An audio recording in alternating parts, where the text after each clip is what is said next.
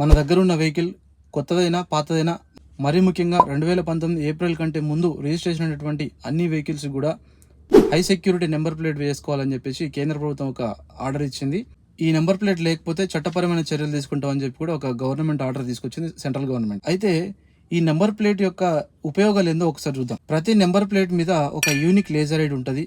అదేవిధంగా ఆ number plate మీద ఉన్నటువంటి హోలోగ్రామ్ ని నకిలీగా మార్చలేరు.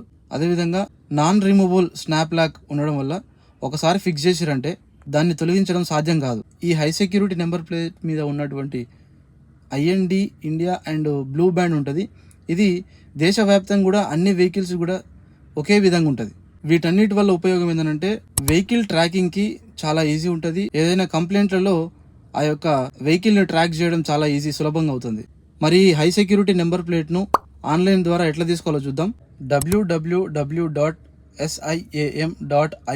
మీద క్లిక్ చేసి అక్కడ ఉన్నటువంటి HSRP పైన క్లిక్ చేసి మన name, email ID, mobile number, vehicle number, మన డిస్ట్రిక్ట్ వివరాలు ఇస్తే అక్కడ చూపిస్తుంది.